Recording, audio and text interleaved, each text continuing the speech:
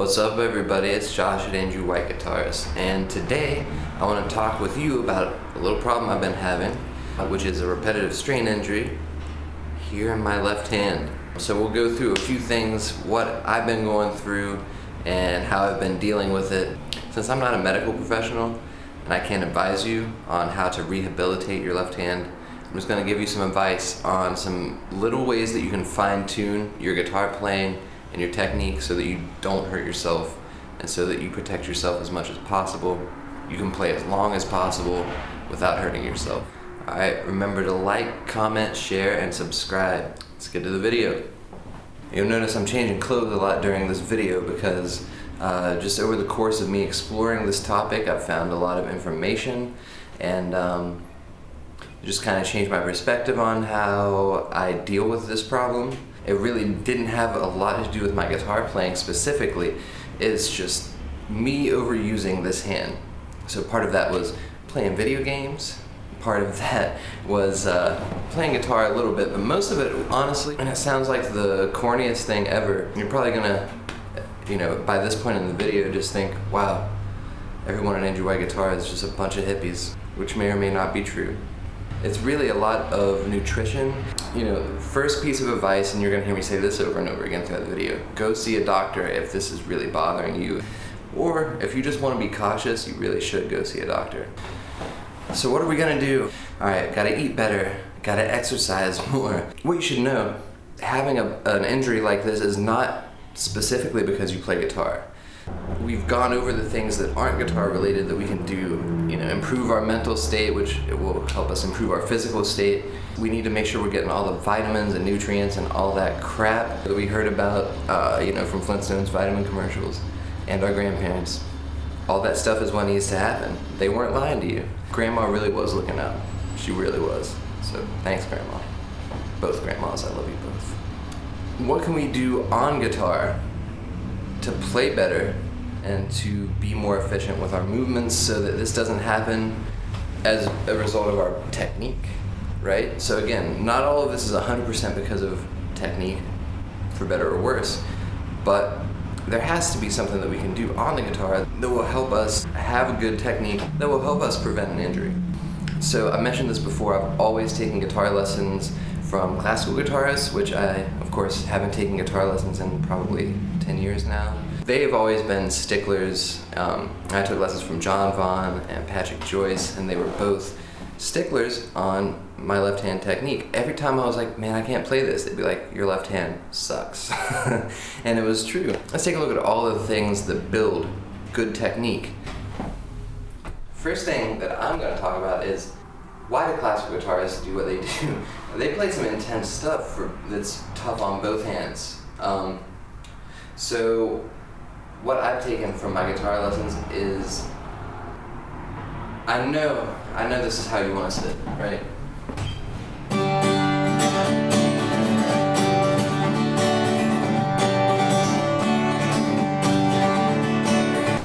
Sitting like that sucks, and it's gonna make you suck, and it's gonna make you hurt. So stop hunching over, stop playing guitar like a maroon, and let's think about why classical guitarists do what they do, how they do what they do. Alright, so first of all, this thing. It's a footstool. It is adjustable, so if I'm on a short seat, I can make it low. If I'm on a tall seat like this thing, I can make it high. And when it's high, it feels real stupid. I hate it, but it helps me play better. So look at this. Look at this. Look at my posture, all right? I look awesome. My shoulders are back. Man, look.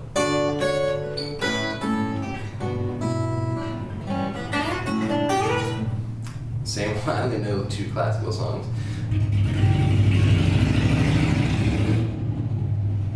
And that song obviously sounded like a Harley Davidson, so I'm really badass with this thing. Anyway, this helps me, and you'll notice like this is about as high as I can get it. When you watch a classical guitarist, the thing's gonna be like up here, alright? And they even have like little suction cup doohickeys they put here, like both of my guitar teachers had this little leg rest thing, so that instead of a foot rest, super slick, super cool. But a footstool will do just fine, and you can use a footstool with your electric guitar as well. And we'll talk about playing with a strap also. My posture's good, there's not that much tension. That's one thing. Now, if you prefer to play on your right leg and you're just not gonna do this for whatever reason, it still works. Elevate this leg. Look at that. Now I look awesome. I can put my foot, the other thing, like, look, I can put my foot on the stool. I'm just rocking and rolling. So,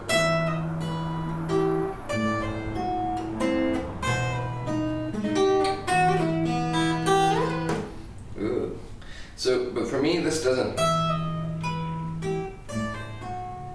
have quite as comfortable of an angle for my wrist.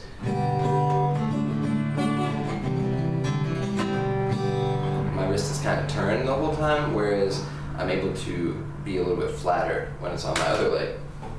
For me, that's better. For you, it probably is better as well, but you're probably just not gonna change your style after however many years you've played. That's okay. Find a way to not hurt yourself as best as you can.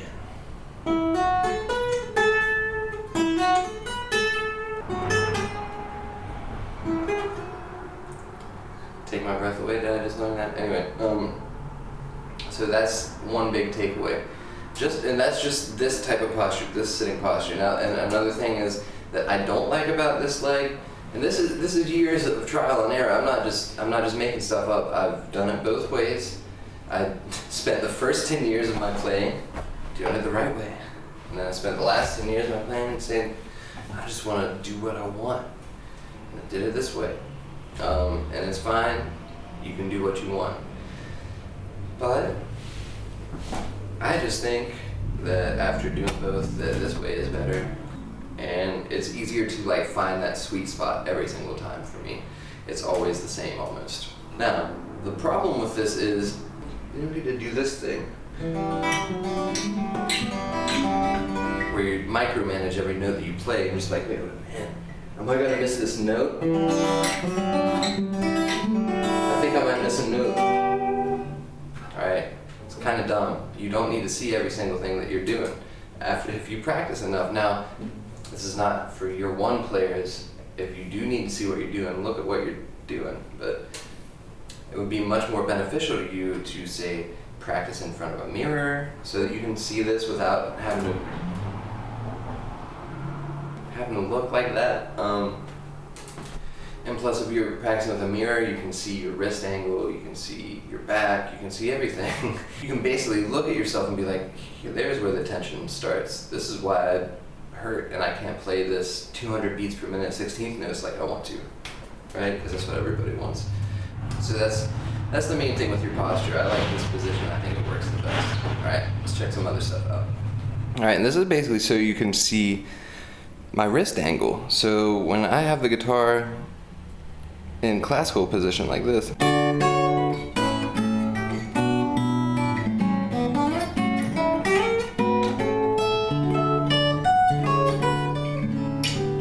even somebody with shoddy technique like me is not hurting themselves. So this is like the most that my wrist bends, which is really not that much, like for a G chord or like a power chord down here or a wide stretch.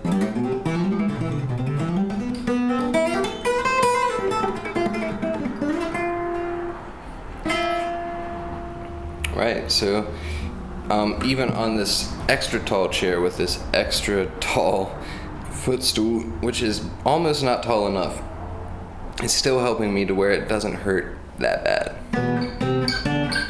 It's not perfect. If it were up a little bit more like this, then it would be ace. So let's pretend it's perfect, right?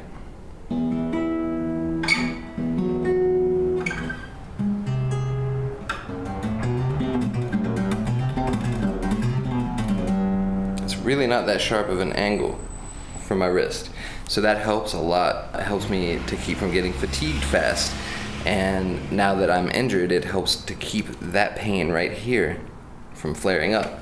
Now let's see what it should look like if you're playing an electric guitar. Alright guys, this is me with my 7-string. For me when I'm playing, there are a few things that I like to keep consistent.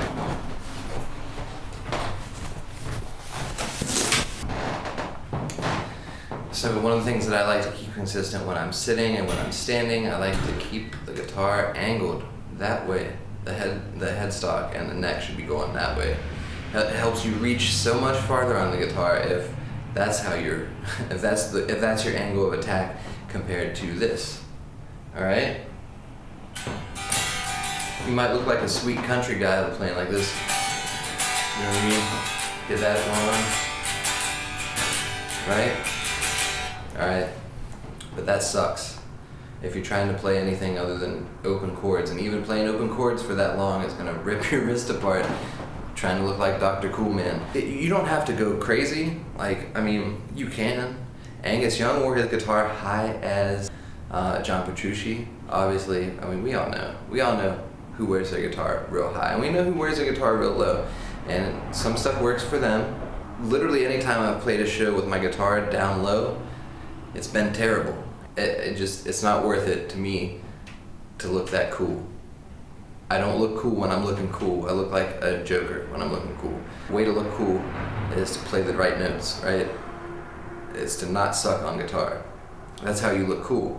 So for me, keeping this headstock going this way, keeping this thing hiked up, this is my clip lock. As far up as it'll go, you can see right there. That's as far as it'll go. If it went further, I probably still wouldn't make it go much further because this just fits perfectly for me. The most extreme my wrist is when I'm playing here, real low stuff, and I'm not really doing much wide stretching, shreddy stuff this low on the 7th string. Matter of fact, I'm probably like playing some chords, which that's still kind of a sharp angle, right? But it's not nearly as sharp as it would be my headstock dragging like this. There's a certain amount of tension that's unavoidable. I mean, if my guitar was up here, I wouldn't be able to get my head through the strap. But I would have like no wrist tension at all. So it's a trade-off. It's a trade-off, you know. You don't have to play like this, you know what I mean? Really, and what I do, I like look in a mirror, all right, and for example, the video camera's my mirror right now, and I kind of see like, all right, my left hand, what's the angle here? If it's, the lower it is, the guitar is actually, the more comfortable it is for my right hand. But that's about it. So I kind of try to see like, where's a good spot for my right hand to sit comfortably, where if I just go like this, it's on the bridge. Boom. For me, it's the clip lock yanked up all the way, standard clip lock. For this side, it's just kind of like, all right, where is my wrist straight where I do most of my soloing, which is like here, usually from about the 7th fret on the 6th string on up to wherever. So check my angle there, might look in a mirror. Could be better, could be worse. But it works, it doesn't hurt, I don't feel it causing any extra tension like I do when it's low. Whereas like this, I can be much lighter with my thumb on the back of the neck. And creates less tension. Just the way she rolls. So that's kind of my takeaway as far as what you can do with your technique to keep from hurting yourself. Another thing that we've talked about before is just kind of trying to keep in mind your thumb around the back. Especially on the 7th string, my thumb is not coming up over here. I'm not doing the Jimi Hendrix, Steve Vai thing. I'm just not gonna do it. My hands aren't built for that. They stretch like abnormally far, but give me a break, all right? My thumb's like right here. This is kind of what's going on, and this is the most tense, like I said, you'll see my wrist with this big C major 7th chord on the 7th string. When I switch to a D, you can kind of see it's not quite as harsh, right?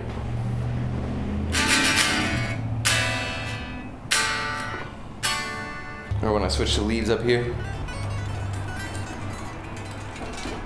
Alright, you can kind of see. That's what helps me. So keeping your thumb around the back, the more it creeps up, the less you're able to stretch out. So if my thumb's here, I can basically only stretch like 2 frets. If my thumb's back here, I can go all the way, man. Keep your thumb around back and try to keep it around this finger area or in between these 2 fingers, depending on what kind of technique you're doing.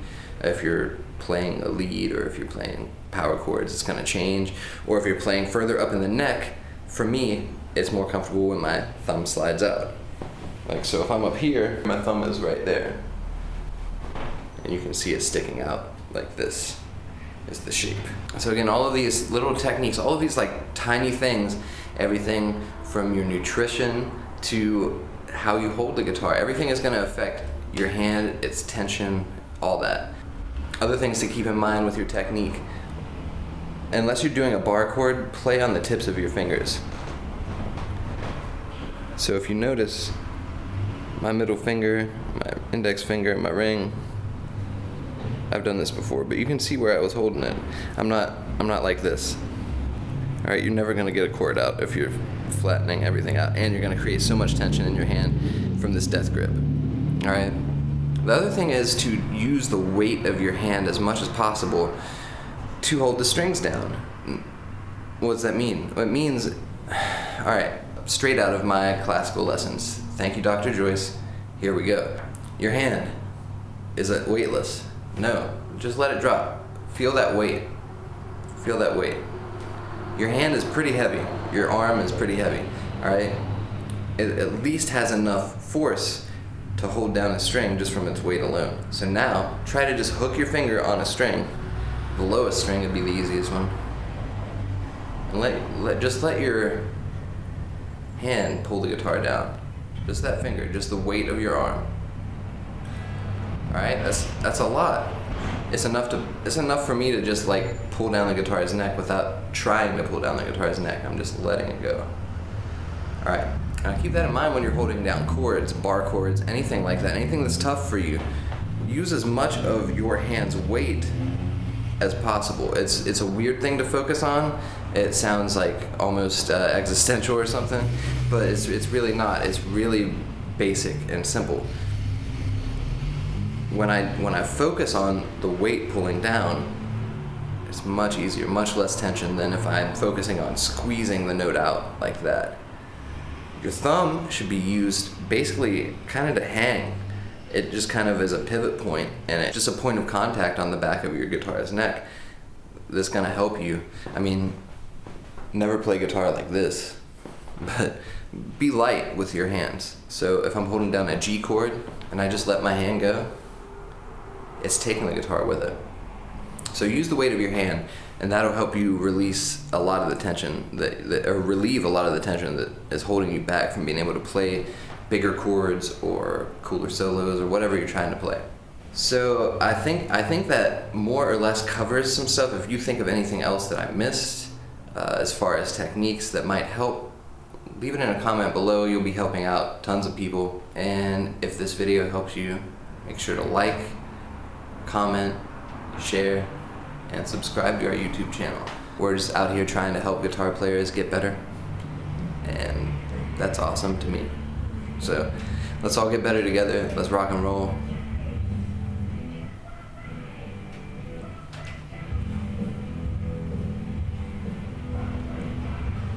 Speaking of Angus Young, right? That's what I love about working on High Street, man. There's gonna be some redneck jamming Back in Black or some AC/DC record, and it's gonna be glorious for at least 5 to 10 seconds until they turn off. Peace, guys. Take it easy. Don't work too hard. Don't work too little.